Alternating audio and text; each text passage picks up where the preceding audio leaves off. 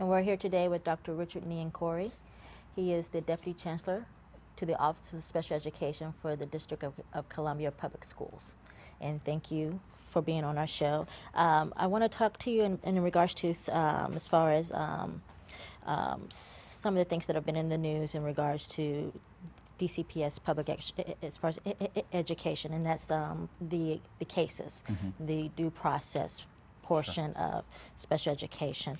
And I'm just going to read a little bit as far as in regards to, as far as there was something in the news in regards to that taxpayers are paying over $300 million to funds as far as schools outside of the, as far as students outside of the school district for private placement. Do you agree with this is too high, too much in order to take outside of the school district? So that's absolutely correct. We have about 2,500, 2,400 students who are in private schools or non-public schools. The tuition cost alone is about $141 million. We pay another $83 million to transport those kids as far away as Springfield, Virginia, or Baltimore. We have students who are in residential treatment centers as far away as Massachusetts, Colorado. And so, yes, it would be different if I thought those students in these non-public schools were getting the same type of education that we could provide. But when we look at the data, it just doesn't compare. We're about even proficiency in both math and reading. We see that more students in the residential and non-public school sectors are at below basic. And they do it at an average cost of about $50,000. So in my world, if I'm paying for a Cadillac, I don't want to be driving a Yugo. And this is what we seem to be getting.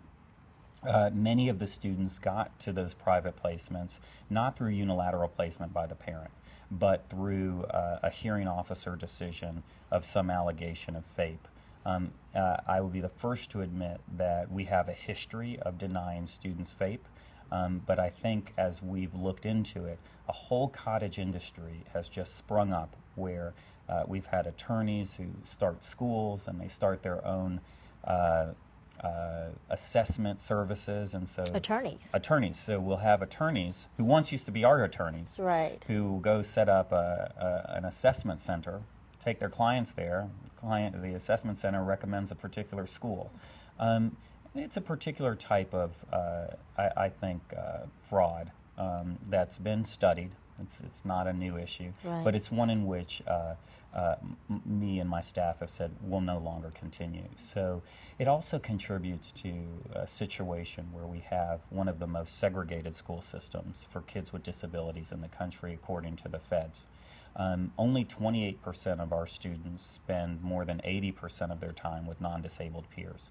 The national average is about 65%. So I rarely talk about inclusion. I talk about desegregating our schools and making sure that students who are in private schools have the opportunity to have the same services in their neighborhood schools, which are quite equipped to do it. Do you feel it's one and the same, desegregation and inclusion? It's a bit different. Okay. Desegregation for me is actually making sure that students learn in the least restrictive environment possible. Inclusion for me is a belief system. It's the fundamental belief by myself, my staff, by parents and students that they can be served in their neighborhood schools and receive excellent education there. Then what strategies we use to make that happen right, is all about good teaching. I agree with that.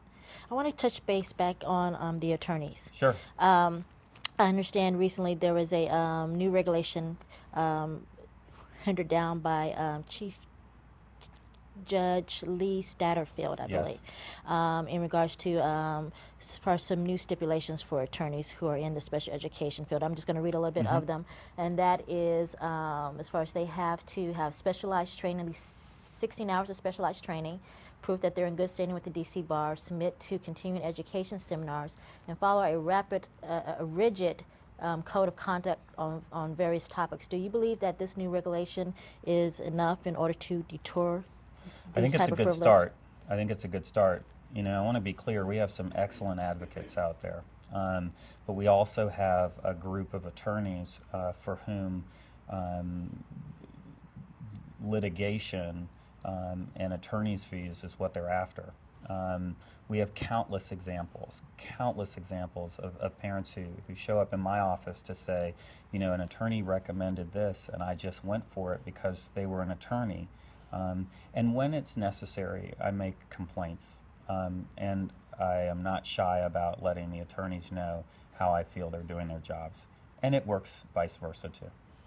Now, under the agreement of the Blackman-Jones case, there was a stipulation that that an establishment of a backlog reduction plan would be put into place by DCPS. What are some of the steps that you're taking right now to ensure that that takes place? So the backlog reduction plan is in full swing. Okay. When I started this position in August of 2008, we had about 1,600 outstanding cases. Today, that backlog is at 110. Wow. And and we have open about 300 cases total. Okay. So the plan has worked. And I want to say this about the cases. Each one of those cases has a student attached to them and a family. Exactly. And so we went out to find caring and competent individuals who could work with families in order to resolve the hearing officer decisions and any disputes. And it has worked very well. And our thinking was we wanted to make sure the next time, if there was a need to have intervention through an attorney, they might just call my staff first so we could work it out. Okay. What usually happens is parent gets an attorney, the attorney calls me, I usually say yes, and then they get what they want. But then the parent has to pay the attorney's fees or not, or get involved in a complicated process. And it's just so much easier for parents to call us and let us work something out with them. Now, as far as another issue that parents have had in the past is that they feel that they've had impartial hearing officers. What are some of the steps that you've taken as far as since you've arrived to make sure that there are, as far as partial hearing officers, and now to make sure that they have impartial hearing officers? Right. So the student hearing office is a function of the state. So the Office of State Superintendent of Education has been leading that reform, and I've just been supportive of it. We've hired new hearing officers. We have now in place a new chief hearing officer who will make sure that the standards and ethics of a hearing office are carried out. As far as we're almost out of time, so I'm going to ask you this last question. In regards to TCPS, if a parent wanted to come and get more information, would they be able to go to your website to gather more information? And if not, how would they go about getting Not currently. You've probably seen our website. It's going on. We're launching a brand new website for all of the District of Columbia Public Schools, and that should be live by the beginning of school. I've seen pieces of it. It's wonderful. It'll be very user friendly. That's one way to do it. Another way to do it is just to call our office. Well, thank you so much for being on our show. And the dawning of each new day, there's new hopes, new dreams, and new understanding. Always keep fighting, always keep believing, keep having faith, because your child is worth it.